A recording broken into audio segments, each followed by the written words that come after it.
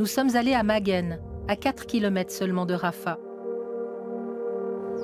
Le kibboutz a pu repousser l'attaque du Hamas le 7 octobre, mais le traumatisme est là. Et même si la sécurité est renforcée, les habitants hésitent à retourner dans leur maison.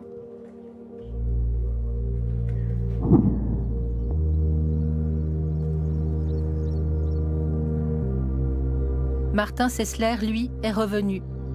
D'origine zurichoise, il a immigré à Magen en 1970. Lorsqu'il était directeur de l'école secondaire de la région, il organisait des échanges avec les écoles palestiniennes toutes proches. Aujourd'hui, son cœur est déchiré. Quand vous entendez les bombes... Ah, c'est horrible. C'est horrible. Vous connaissez des gens là-bas? Moi, je connais des gens et on a même des contacts par téléphone avec la population et la population qui souffre. Je sais, ils ont fait tous les crimes possibles envers nos jeunes filles, envers nos femmes, envers nos enfants, envers nos vieillards, tout.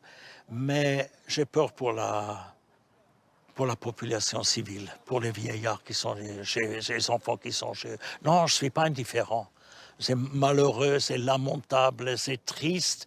Et je me dis toujours, est-ce que l'armée israélienne fait tout ce qui est possible pour pas toucher le moins, je ne dis pas toucher, mais toucher le moins la population civile dans la bande de Gaza.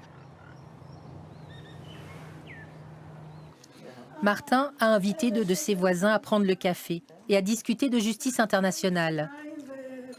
Myriam et Jacob sont aussi revenus à Magen. Je veux parler sur les enfants à notre région.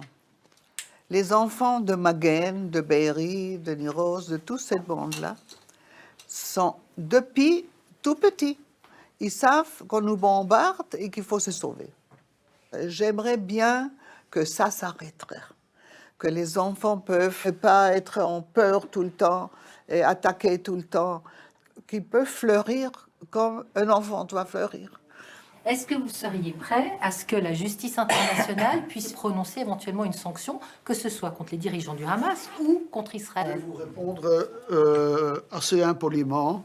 On n'a rien à foutre de la justice internationale, tout simplement parce qu'elle n'existe pas. Pourquoi? La justice internationale juge les gens qui ont déjà perdu la guerre. La justice internationale n'a jamais jugé des dictateurs qui sont au pouvoir comme Poutine ou je ne sais pas qui.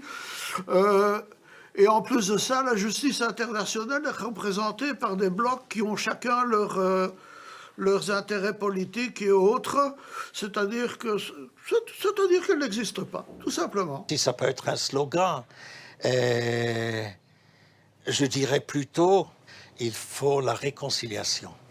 Ça veut dire la justice, je ne sais pas si on pourra la faire, mais il faut la réconciliation des 2 peuples. Et ça prend du temps, c'est une affaire d'éducation, c'est une affaire de connaître l'autre, c'est une affaire d'apprendre les langues, que tous les Israéliens apprennent l'arabe, que tous les Arabes sachent, de cette région, sachent l'hébreu, qu'ils connaissent bien l'islam, le christianisme et le judaïsme. C'est ça qui est, mais c'est à long terme, c'est pas pour aujourd'hui et pour demain. La première